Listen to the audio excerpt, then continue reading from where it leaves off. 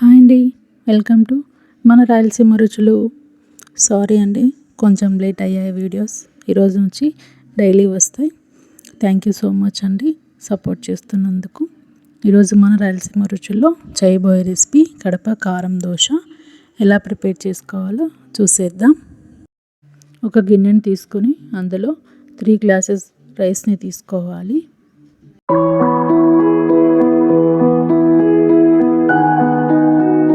3 glasses రైస్కి 1 glass ఉద్దిపప్పు తీసుకోవాలి. ఇక్కడ కొంచెం లావుగా ఉన్న గుండు ఉద్దిపప్పుని తీసుకున్నానండి.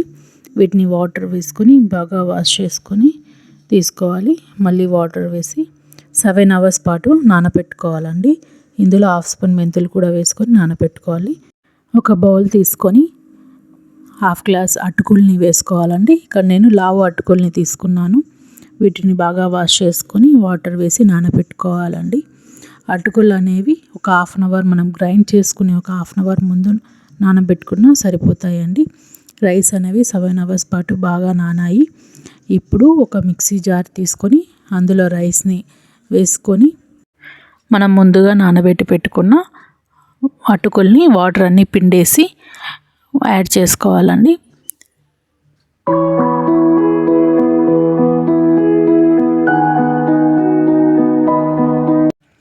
ఒక 1/2 గ్లాస్ వాటర్ని కూడా వేసుకొని బాగా మెత్తగా పేస్ట్ చేసుకోవాలండి. చూడండి, ఇలా మెత్తగా పేస్ట్ చేసుకోవాలండి. బరకగా కాకుండా మెత్తగా పేస్ట్ చేసుకోవాలి. వీటిని ఒక బౌల్లోకి ట్రాన్స్ఫర్ చేసుకోండి.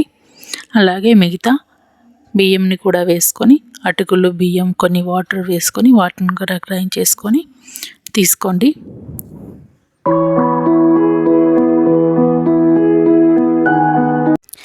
ఇప్పుడు ఈ పిండిని ఒకసారి బాగా కలుపుకొని మూతను పెట్టుకొని ఓవర్ నైట్ పిండిని పక్కన ఉంచుకోవాలండి.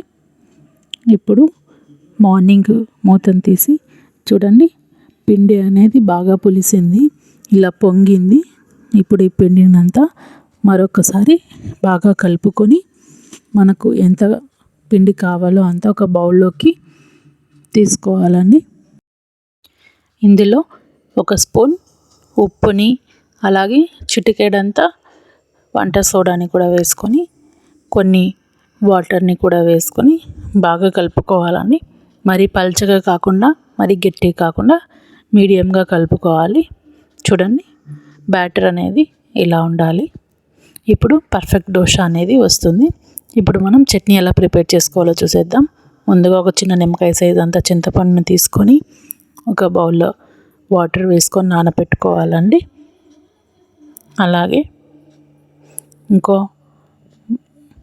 గిన్నెని తీసుకొని అందులో హాట్ వాటర్ని వేసుకొని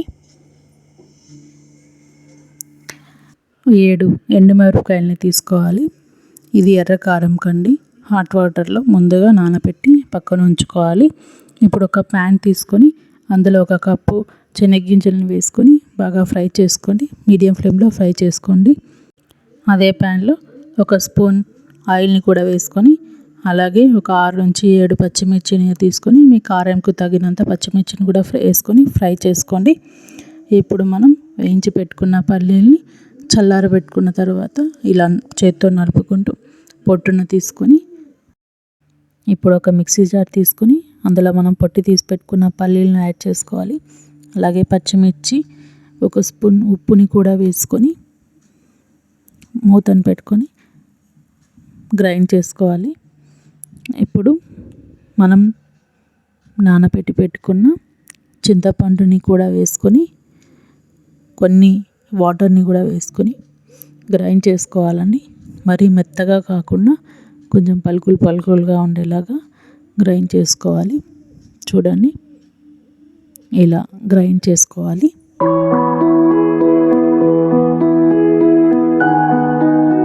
ఇప్పుడు ఒక చిన్న ఆనియన్ కూడా ముక్కలుగా కట్ చేసుకొని వాటిని కూడా వేసుకొని ఒక రౌండ్ అలా గ్రైండ్ చేసుకోవాలండి. మరి ఎక్కువగా ఆనియన్ పేస్ట్ లాగా గ్రైండ్ చేసుకోకూడదు. ఇలా ఆనియన్ కనపడేలాగా ఒక రౌండ్ తిప్పుకొని తీసుకోవాలి. ఇప్పుడు ఒక మిక్సీ జార్ని తీసుకొని అందులో పుట్నాల పప్పులు 1/2 కప్పు వేసుకోవాలి. హాఫ్ స్పూన్ సాల్ట్ని కూడా వేసుకొని ఇలా మెత్తగా పౌడర్ని చేసి పెట్టుకోవాలండి. వీటిని కూడా ఈ పప్పుల పొడిని కూడా ఒక బౌల్లోకి ట్రాన్స్ఫర్ చేసుకోండి. ఇప్పుడు అదే మిక్సీ జార్లో మనం హాట్ వాటర్లో నానబెట్టి పెట్టుకున్న ఎండుమిరపకాయలు కూడా వేసుకొని 2 పెద్ద ఆనియన్ని కూడా కట్ చేసి వేసుకోవాలండి. 1 స్పూన్ ఉప్పుని కూడా వేసుకొని పేస్ట్ చేసుకోవాలి. మరీ మెత్తగా కాకుండా ఇలా పేస్ట్ చేసి పెట్టుకోండి. ఈ పేస్ట్ని అంతా ఒక బౌల్లోకి ట్రాన్స్ఫర్ చేసి పెట్టి తీసుకోండి. అంతేనండి, ఎంతో టేస్టీ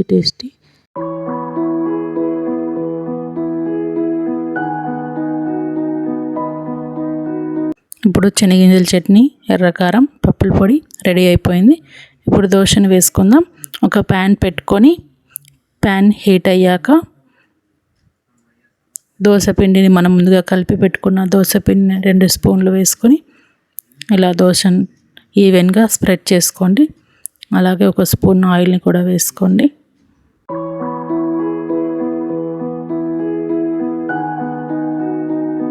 దోశ అంతా ఈవెన్గా కాలిన తర్వాత మరోవైపు టర్న్ చేసుకొని అటువైపు కూడా దోశని కాల్చుకోండి. ఇప్పుడు మళ్ళీ దోశని టర్న్ చేసుకొని మనం గ్రైండ్ చేసి పెట్టుకున్న ఎర్రకారంని కూడా వేసుకొని ఈవెన్గా దోశకి స్ప్రెడ్ చేసుకోండి.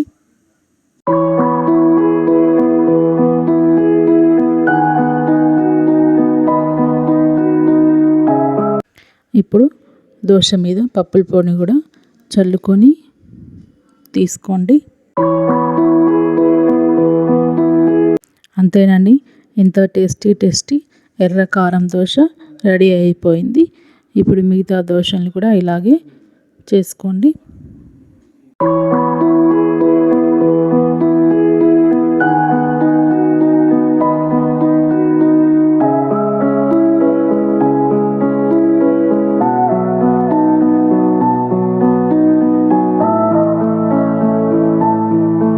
అంతేనండి, ఎంతో సింపుల్, టేస్టీ, యమ్మీ ఎర్ర కారం దోశ, కడప కారం దోశ రెడీ అయిపోయింది. చాలా సింపుల్ అండి, అందరూ ఈజీగా చేసుకునే రెసిపీ. ఈ వీడియో కనుక మీకు నచ్చినట్లయితే లైక్ చేయండి, షేర్ చేయండి.